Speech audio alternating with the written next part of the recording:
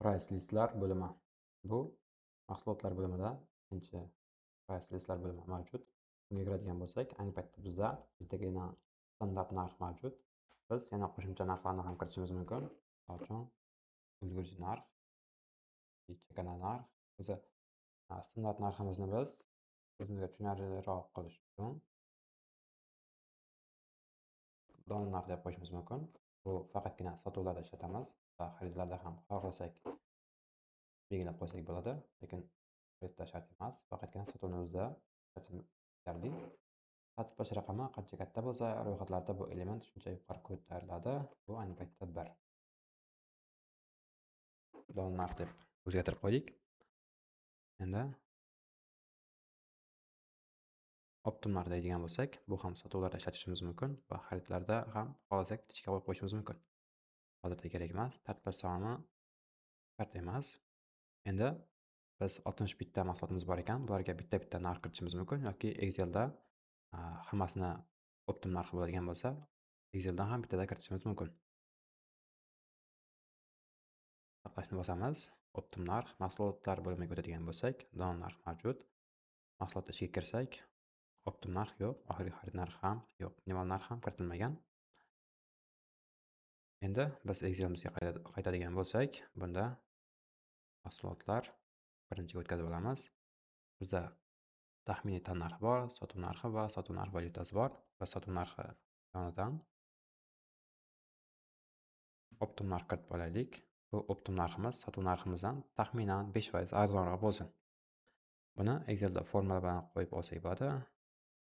Ko'paytirilgan 0.9. Buni o'zingiz alohida qo'yib chiqishingiz mumkin. Men shunchaki taxminiy narx bo'lishi uchun optim narxga sotuv narxni 10% arzonroq narxni qo'yapman. Saqlashni bosamiz. Sotuv valyutasi, shu valyutadan olsak bo'ladi. Optim narx, yonidan optim valyuta qo'shib qo'yamiz.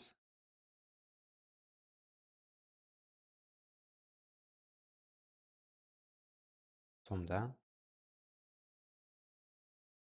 hammasi belgilandi. Saqlaymiz va Exceldan o'tib, bu yerdan Exceldan yuklash orqali ayni paytdagi mana shu Exceldagi hamma mahsulotimizga optim narxni qo'yishimiz mumkin bo'ladi. Mahsulot nomini o'zi yetarli. Asosiy bizning ko'rsatkichimiz. Qolganlarini avtomatik belgilanganlarini o'chirib qo'yamiz. Va optim narx bu yoqda ham ko'rinyapti. Optim narx, keyingisi jufti optim valyuta. Yuklashni boshlaymiz va 60 tasi o'zgardi. Mana ko'radigan bo'lsak, dona narxning pastida optim narx ham mavjud. Endi biz har safar Exceldan yuklab emas, aksincha mana shu optim narximizdan hozir biz ko'radigan bo'lsak, price listimizni 10% kam qildik. Ya'ni dona narx 1000 so'm bo'ladigan bo'lsa, optim narxi 900 so'm qildik. Endi bitta o'rta narx qilaylik. O'sha o'rta narximiz ikkasini o'rtasida bo'lsin yoki dona narximizdan 5% arzon yoki optim narxdan taxminan 2% qimmatmi? O'shunaqa holatda bo'lsin. Unda biz narxlarni bir-biriga bog'lashni ishlatishimiz mumkin. Buning uchun sozlamalar bo'limiga o'tib, korxona sozlamalari funksionaldan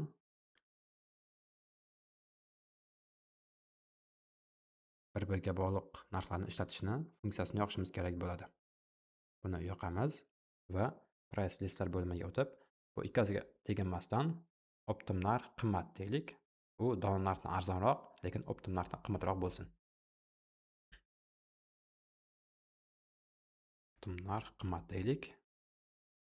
Bu boshqa narx asosida, ya'ni optim narximizdan 5% qimmat bo'lsin. Narx valyutasi so'mda, yaxlitlanishi 1 gacha yaxlitlansin mayli.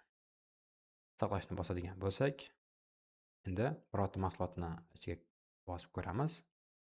Bizda optim narx 4050 bo'lyapti. Optim narx qimmatimiz 4255 bo'lyapti. Dona narximiz 4500 so'm. Ya'ni bu 100% deb oladigan bo'lsak, optim narxni dona narxini 90% qilgan edik va optim narx qimmat.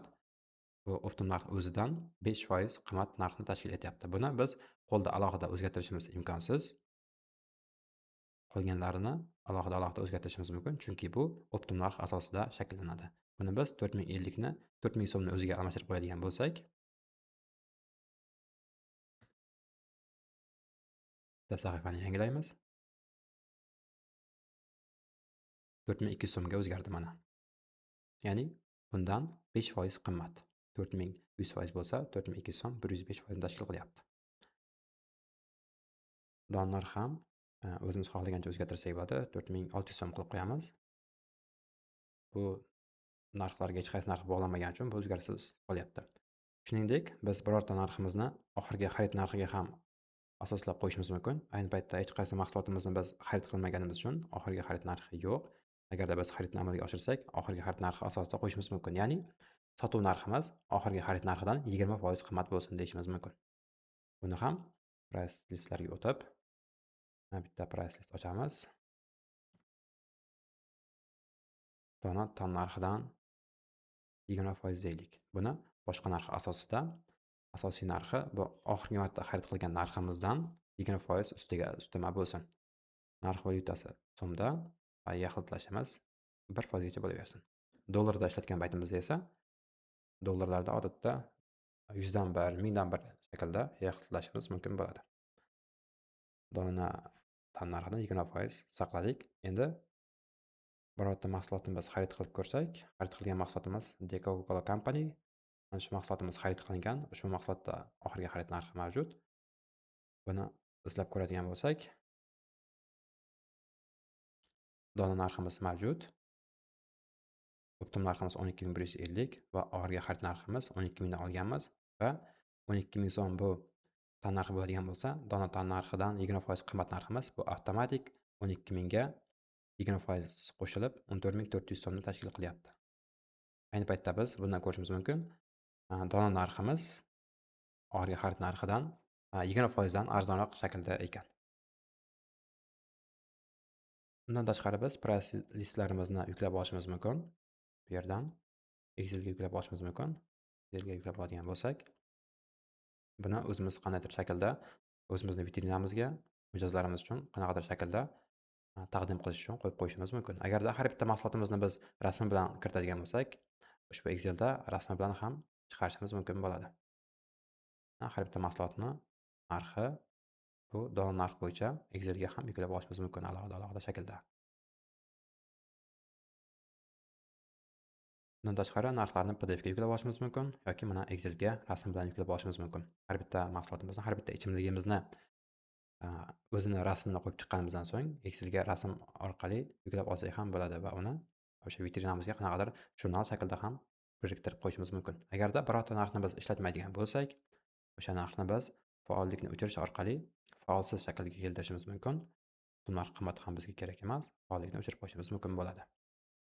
Uni o'chirib yuborish ham mumkin. Agarda hech qanaqa sotuvda yoki xaridlarda hech qanaqa hujjatlarda ishlatilmagan bo'lsa, buni o'chirib tashlashimiz ham mumkin. Lekin ishlatilgan bo'lsa, uni o'chirib bo'lmaydi, faqatgina faollikni o'chirib qo'yishimiz mumkin bo'ladi. Mahsulotlar bo'limiga o'tadigan bo'lsak, mana endi dona narx, optim narx va oxirgi xarid narximiz qoldi. Ikkita narxni faolligini o'chirib qo'ydik va bizda sotuvlarimizda ham endi faolsiz qilingan narxlarimiz bizga xalaqit bermaydi.